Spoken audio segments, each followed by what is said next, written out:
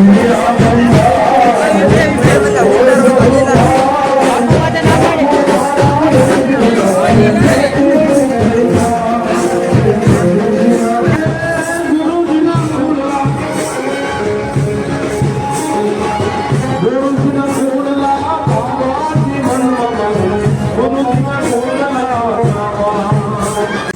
માતાજી મિત્રો, આજના નવા બ્લોગમાં તમારું બધાનું હાર્દિક સ્વાગત કરું છું. અને આજે આપણે છે જગજીવન બાપુને જે આપણે મૂર્તિ છે તે આવે છે, એટલે આપણે જવાનું છે આશ્રમે. તો ચાલો રેડી બેડી તૈયાર થઈ જાય ને પછી નીકળીએ સીધા આશ્રમે.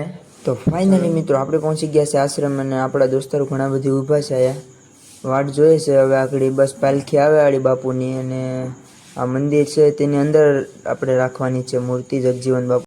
તો ફાઇનલી હવે આપણે આવી ગઈ છે જે પાલખી હતી તે આગળ છે, જે એનસીસીના જે મિત્રો છે તે આગળ છે, અને તેની પાછળ છોકરીઓ રાસ રમતી હશે, બહેનો, અને પછી પાલખી હશે બાપુની.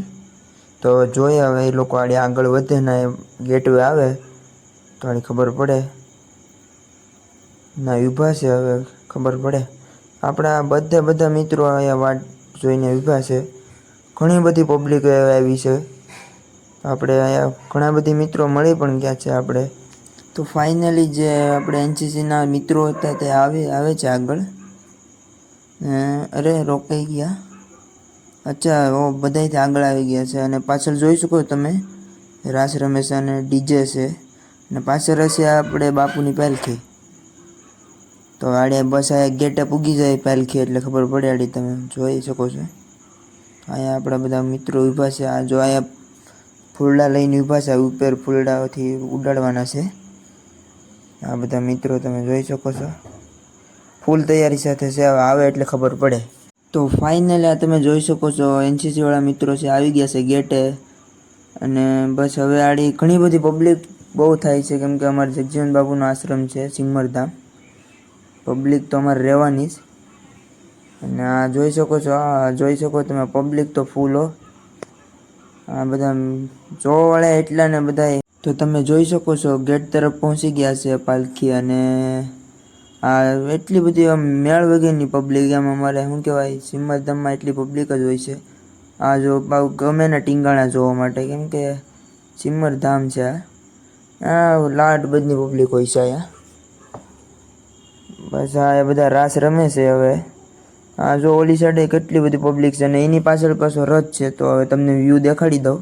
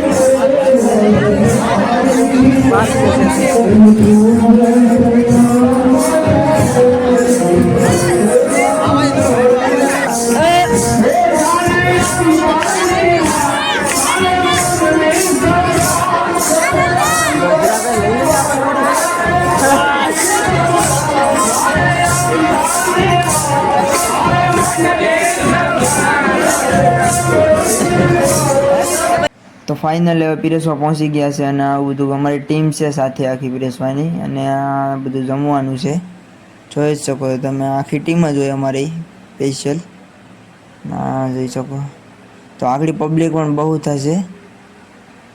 જો તમને કીધું છે એમ પબ્લિક પણ બહુ જ નહીં થાય ને હું અહીં પીરસું છું.